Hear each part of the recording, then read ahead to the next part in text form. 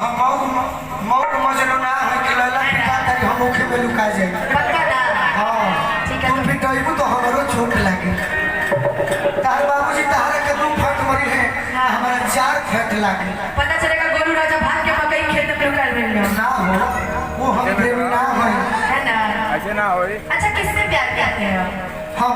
कल चढ़ेगा अनुमान पूछी लिया हमसे लेकिन अभी तो कल तक आप किसी और से प्यार करते हैं। अरे भाई तो हम नीतीश कुमार पलटू ना जेने सरकार में लोग पलट जाए गलती भैया जेने सरकार ओने पलटी कहियो लोजपा कहियो राजद कहियो जदयू कहियो ए में कहियो ओ में आई हो दादा इसीलिए इनके लिए हम शायद सॉन्ग चेंज दुष्ट रावण ये कहा है इसीलिए हम इनके लिए बोल दिए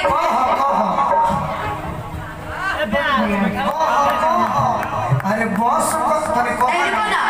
कि हर बात पे हमारा से तू ना करत रहला अरे सच कहला काम हमसे झूठ बोला बाकी सुनो भाई हम के कसाई बाकी सुनो ए सुनो कि हमारे जान के तन सोहरत तू पा जाई ये गोलू के नाम कहा जान के तन सोहरत तू पा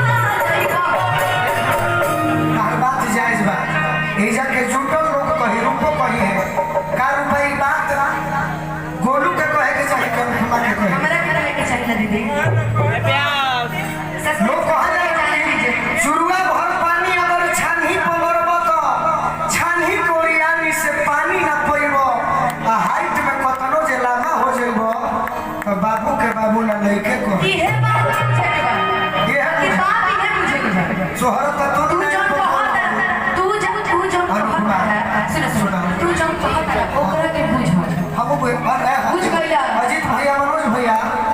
सोहरत नया अच्छा जाएगा हमरा के क्यों के पर्सनल मैटर में नहीं इंटरफेयर करे के हम करे आँख से आँख रब ना मिला पैबा आँख से हमारे जान पा जाइबा हमारे जान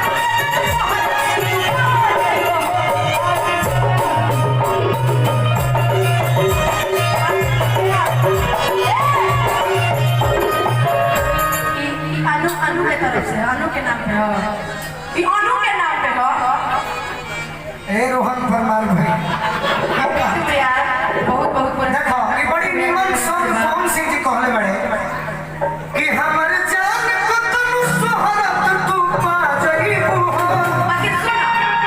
कि टिक बना कहीं तू जदी हाल राधी ऐसान हर के मिलना अनुपमा के जइबे कि चोट मरल बड़ा तू कब जवाब दे छोड़ दे अच्छा कि सुना जवाब दे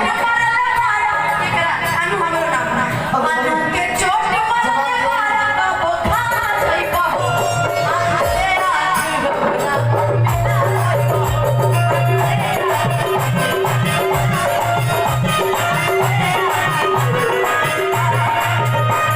बहुत सुंदर कहा गीत गेला लेकिन ये जुटल लोग जितना नौजवान हुए हैं कुमार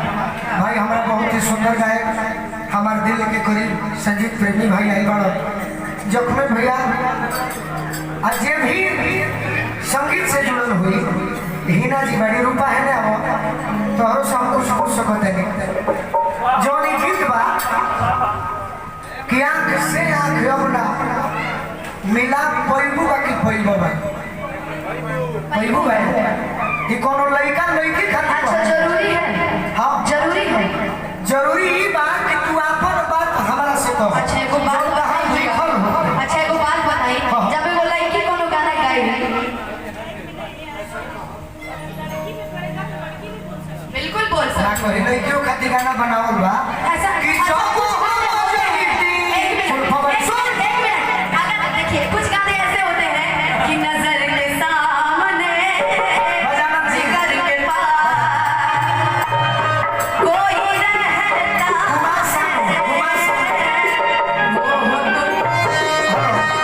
अभी गाना तोहरो खातिर हो सकेला हमरो खातिर हो सकेला जौन लड़का कहले होके अच्छा। कहारा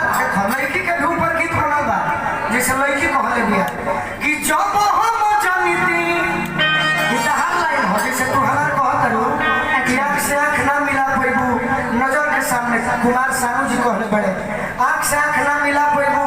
कोनो लड़की खाती कहल बा पवन सिंह जी कहले बड़े तोहरो खाती गीत बने ओकरा के तू चूज कर जैसे जब हम जंगती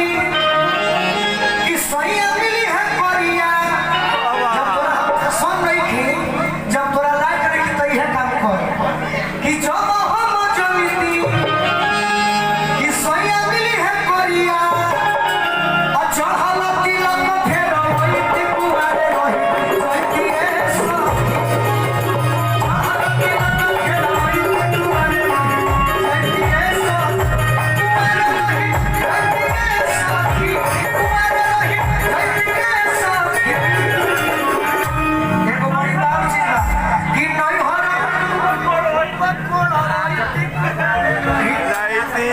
मैं घर में खेत कोड़वैती कुआरे रही जैती सखी फकीर भैया अगर ई सुधर जैते ताई नहीं के दुल्हा बनाई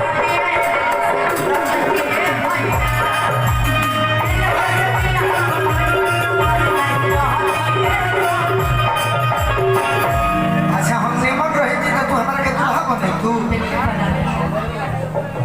शिवलिंग के क्रिया खा के कहता कहा के लिया हमारे अरे बाप रे बाप मोइबे काली बोली से हमारी क्रिया खा के हुआ अरे नारे पगला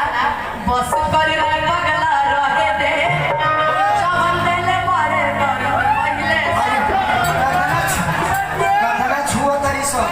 दिन में वो हमारा कहो पागलों में पता छुआ है आप कैसे छूते ना भाई वाले चलेगा चाहती है बाकी वो दूध में ही भैया को होती है माना कानी बाकी का करी भैया बड़े हो अच्छा फिर होने जाने कुमार एगो बीतू भैया के कान में कहो एगो गाना रहे ना एगो सुनत देखे ना भूल जी हो नौजवान खुश हो गए भैया खुश हो बस गलती से हमारा कान में ना पड़े अच्छा ठीक का कहीं दिलवा के हाल का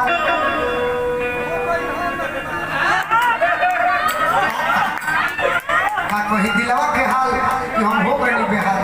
कहे के बड़ी कुछ बा बाकी निमन कहते चल जाए बहुत समझने पड़े तारा के पिछला बार बड़ी हमारा के रोहन परिवार लिखा बड़ भाई अभिषेक पांडे और टिंकू बड़ी हमारा के टटले रहले कहे काहे खातिर कि तू मंच बजा ले केहू के छोड़बे ना करेला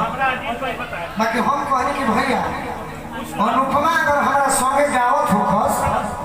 अच्छा बात लड़की के लेडीज के पहला स्थान दिहल गइल बा बाकी हम एगो बात कहल कि जे हमारा के अंगुरी करेला हम ओकरा के बास कर दिया अरे बाप रे सेम बाप सिचुएशन मेरे साथ भी अब हो गया है कह देबू अब बिल्कुल कह देबे तब बात से भैया बात से क्या अभी महाराज अरे अरे बाप रे बाप अरे केंडा स्वामी ये जो खेल तुम खेल रहे हो ये पुराना हो गया है हम उस दिन से खेल के आ रहे हैं जब तुम्हारे